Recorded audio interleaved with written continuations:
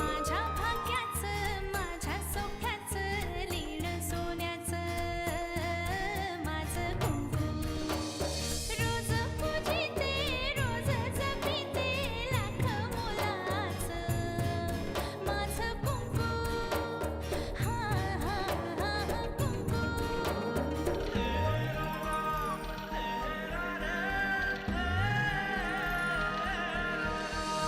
मन माझे घर झाले त्याचे मोर स्वप्नाचा दारी नाचे शब्द त्याचे अमृताचे स्पर्श त्याचे चांदण्याचे त्याच्या श्वासाचे त्याच्या डोळ्याचे गुज सांगते माझं कुंकू हा हा हा कुंकू हा हा हा कुंकू आपण भेटून बोलायचं का? डॉक्टर जोशींनी ज्या काउन्सिलर बद्दल सांगितलं मी त्यांच्याकडे अमृताला घेऊन जाणार आहे. अमृतावर बलात्कार झालाय. तू जेव्हा तिथे पोचलास तेव्हा अमृताची अवस्था कशी होती? आत्या घरामध्ये काहीतरी घडलेलं आहे. 4 दिवस झाले अमृता घरी येऊन ती कोणाशी नीट बोलत नाही. काय घडलंय तरी काय? पण माझी खात्री आहे तुला बघून तिच्यात नक्की फरक पडेल. हा इथे कशासाठी आलाय? पाणी.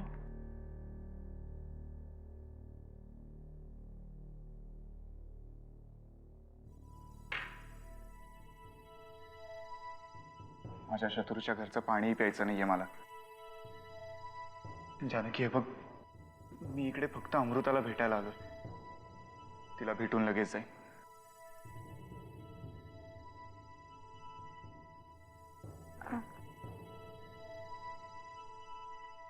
हा रे, राहू दे. किती लहान असताना पाहिला होता रे तुला. विनायकच्या कडेवर बसून यायचास. अगदी त्याच्यासारखाच उंच आणि देखणा झालायस की. आत्याबाई, आपण आधी अमृताला भेटून घ्यायचं का?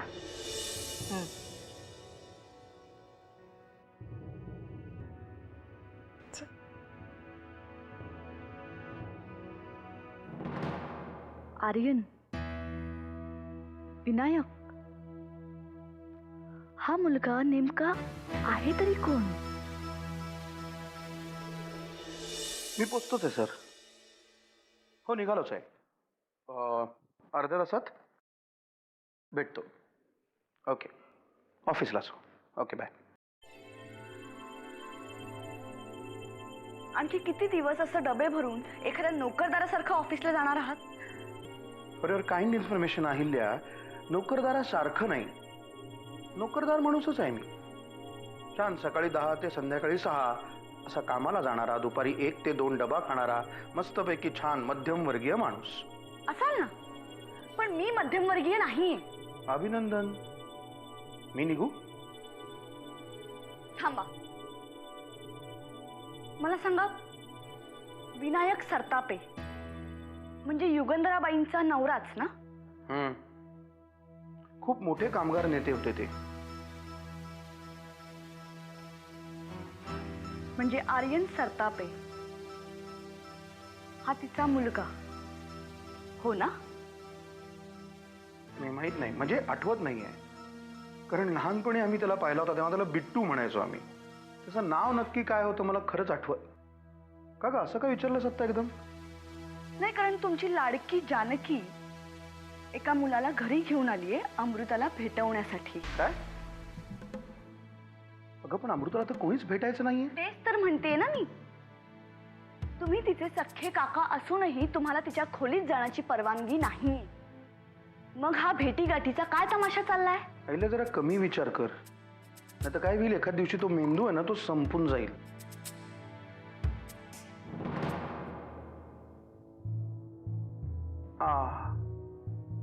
आर्यन, अगं म्हणजे तो हाच मुलगा म्हणजे ज्याच्याबरोबर अमृता गळ्यात गळे घालून फिरायची. वाटेल ते बोलू नकोस. अमृताचं प्रेम आहे त्या मुलावर. पण तो तिचा प्रेमवीर हा युगंधरा सरतापेंचा मुलगा आहे, हे माहितीये तुम्हाला?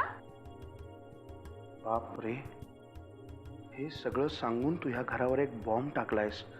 असं जर तुला वाटत असेल ना तर तसं काही नाहीये. दादाला सुद्धा तो मुलगा माहिती आहे. कमाल आहे. आणि हे सगळं त्यांना मान्य आहे? नाही ते मला माहित नाही, पण हा मुलगा असा अचानक आज इथे का आला हे मात्र मला माहीत करून घ्यावं लागेलच. नाही, त्याची काही गरज नाही. उगाच तिकडे जाल आणि स्वतःचा अपमान करून घ्याल. मी काय करायचं काय नाही हे तू मला सांगायची गरज नाहीये. हं?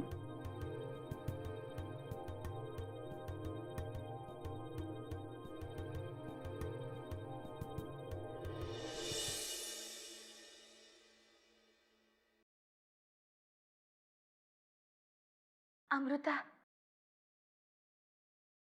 बघ तुला भेटायला कोण आलंय.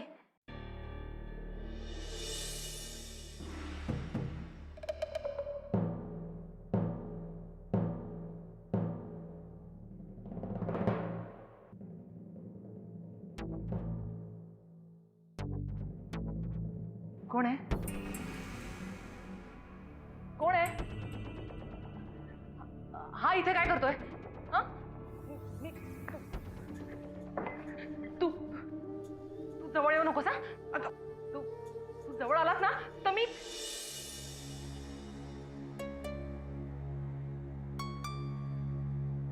अमृता, मी आर्यन.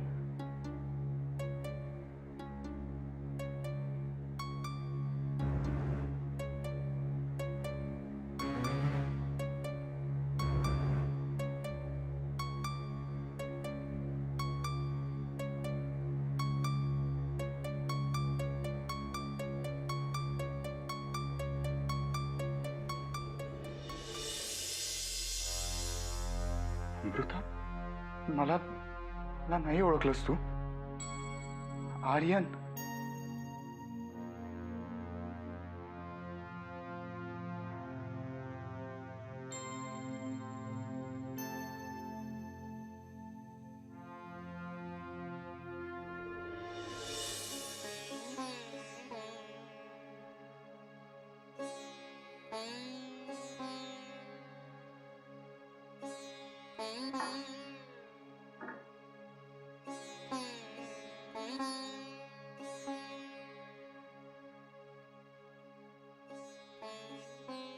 अमृता, कॉलेज कट्ट्यावर आपण कितीतरी तास एकत्र घालवलेत.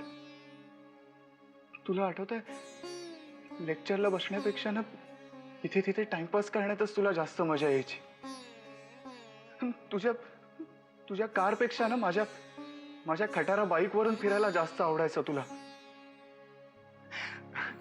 अमृता, तुला आठवतंय, एकदा ना मुसळधार पावसात आपण सुसाट वेगानं मरीन ड्राईव्हला चाललो होतो. तू माझ्याशी भेट लावलीस की आर्यन, हिम्मत असेल ना तर दोन्ही हात सोड आणि बाईक चालव. आणि मी सोडले दोन्ही हात. बाईक स्केड झाली आणि आपण पडलो.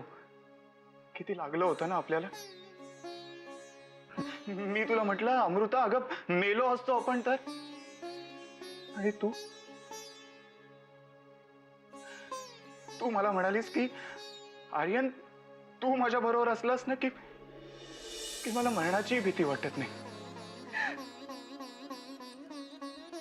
मग अमृता, आज काय झालं? बघ, आज मी आहे ना तुझ्या बरोबर, तुझ्या शेजारी, तुझ्या समोर.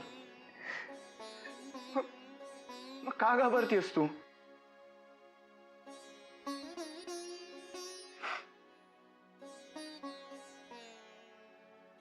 हे बघ अमृता,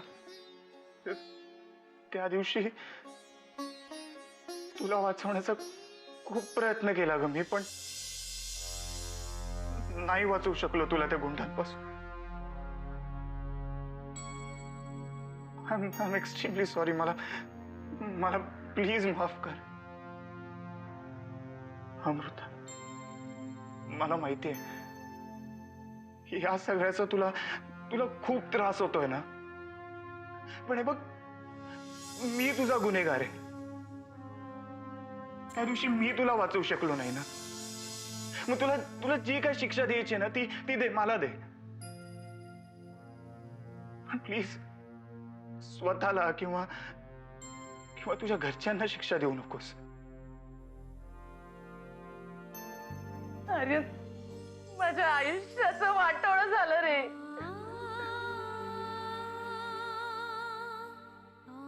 त्या त्या राक्षसाने मला अमृता, अमृता बास. हे बघ, आता ते सगळं संपलंय. माझ्यासमोर ही जी अमृता आहे ना, ती यापूर्वीचीच अमृता आहे. हसरी, खट्याळ, माझ्या माझ्या प्रत्येक गोष्टीत माझ्याशी हरेरावी करणारी, माझी फी भरणारी, मला मदत करणारी, सतत आपल्या हसण्याने दुसऱ्याला हसत ठेवणारी, त्या अमृताला भेटायला आलोय मी इथे.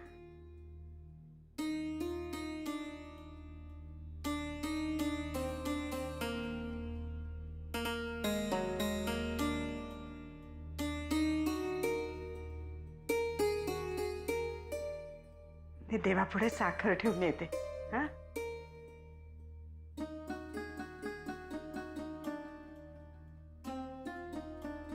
आर्यन,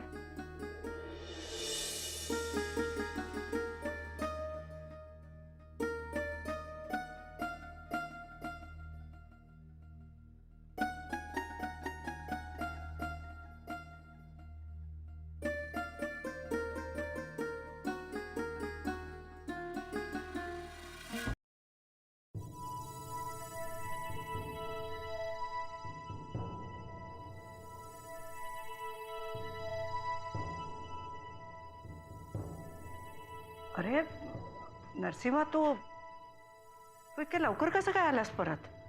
शहर कार्यालयाच्या पार दारात जाऊन उभा राहिलो, पण आज जाण्याची हिंमत नाही झाली. असं काय करतोस रे? आता तुझं तूच नको का ठरवायला? त्याच्याशिवाय कसं मन रमणार तुझं? आत्याबाई, कितीही ठरवलं तरी माझं मन नाही रमत कुठेही. त्याला काय करू मी आता? कितीही ठरवलं तरी अमृताचा चेहरा माझ्या डोळ्यासमोरून जात नाही. काय करू मी? उगाचच अपराधीपणाची भावना वाढत जाते. घरातून बाहेर पडल्यापासून चिडचिड वाढत गेली आणि मी निघून आलो तिथून. अरे पण तुझ्यासाठी एवढी माणसं थांबली होती तिथे. अचानक तब्येत बिघडल्याचं कारण सांगितलं आणि निघून आलो तिथून. ते सगळं जाऊ दे. जानकी कुठे आहे? मला जरा बोलायचं आहे तिच्याशी. जानकी ती अमृताच्या खोलीत आहे का? बरं झालं, त्या निमित्ताने अमृतालाही भेटणं होईल. अरे नाही, नको. अमृताला आत्ताच झोप लागली रे. हवं तर जानकीला तुझ्याच खोलीत पाठवून देते ना. जा तू.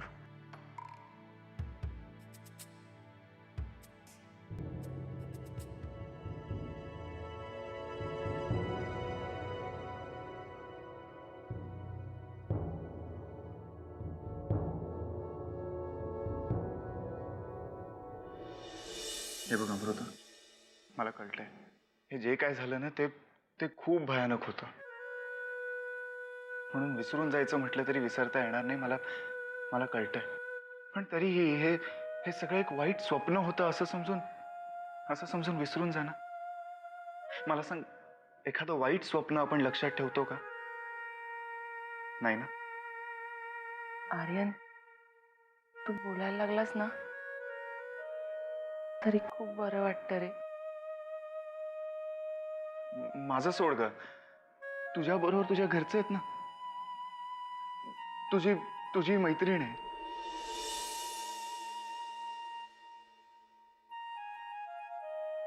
हीच घेऊन आली मला इथे. हिने जर मला इथे आणलं नसतं तर खरी परिस्थिती काय ते मला कधीच कळलं नसतं. आणि मला हेच वाटत राहिलं असतं की तुझा माझ्यावर राग आहे म्हणून तू मला फोन करत नाहीयेस. आर्यन, अरे त्या दिवशी मी तुला म्हटलं की जानकी माझी मैत्रीण आहे, पण मला माहितीये.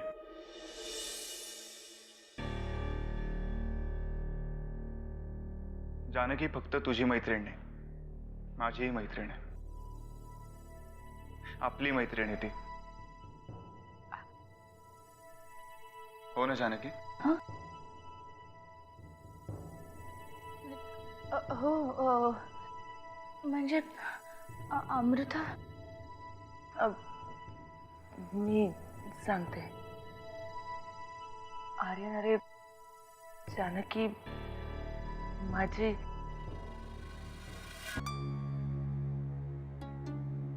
आर्यन,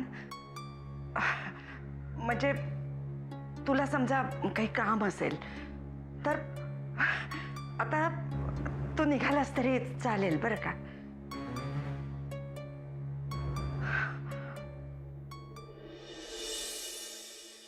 हो, उशीर होतोय मला.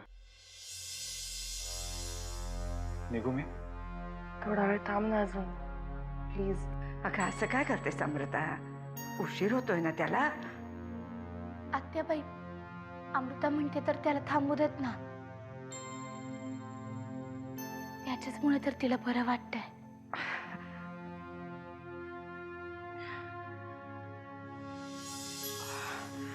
नरसिंह आला बाहेर.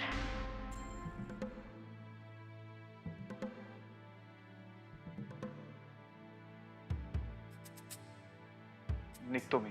मला मला खरंच उशीर होतोय. मी मी तुला परत भेटायला येईन ना. नक्की. मला खूप बोलायचंय तुझ्याशी.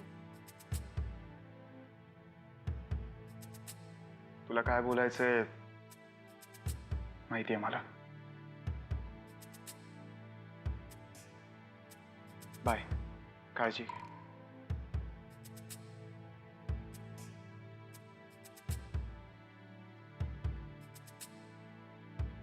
येऊ मी?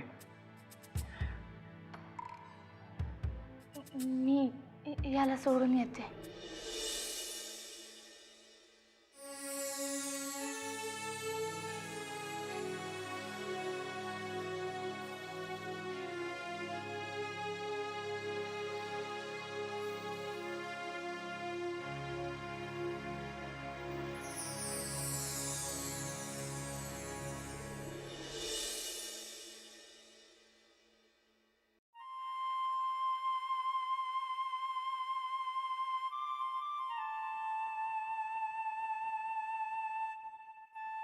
आर्यन,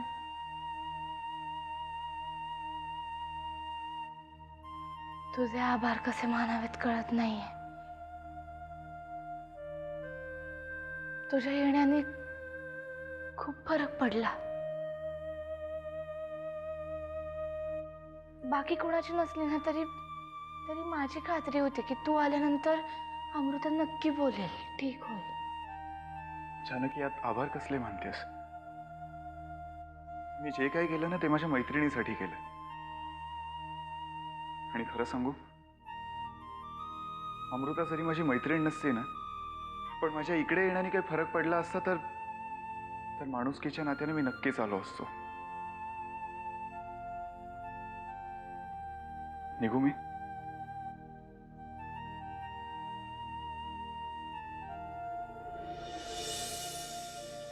जानकी, तुला कधी वेळ असेल तर आपण बाहेर भेटूया, just for a cup of coffee. भेटूया? कशासाठी? कशाला काय, आता सांगितलं ना, कॉफी पिण्यासाठी. आता कसं छान दिसतंय बाळ माझं.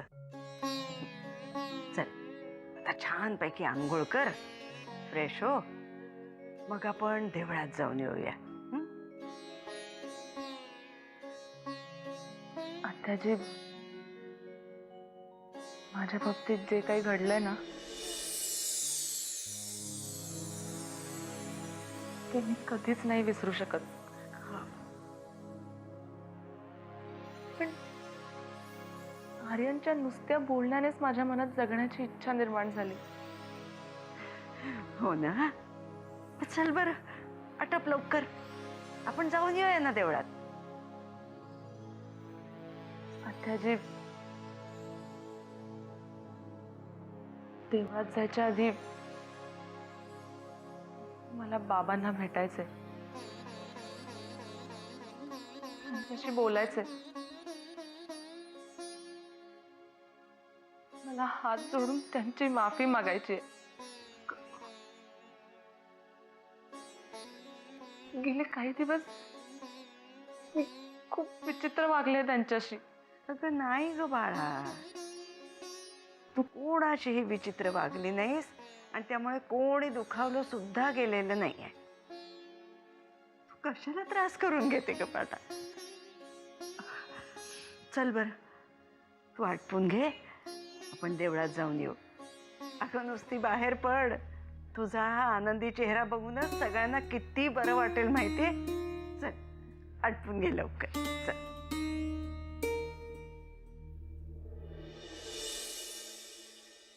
नाही नाही, मी असं चहा कॉफी प्यायला बाहेर जात नाही. का ग? या किल्लेदारांनी तुझ्या येण्या जाण्यावरही बंदी घातली आहे का? नाही, तसं काही नाही. जानकी, तू अमृताची मैत्रीणच आहेस ना? काय या किल्लेदारांची पेईंग गेस्ट? नाही म्हणजे तसं असेल तर मला सांग, मग तुला आग्रह नाही करणार मी. जानकी,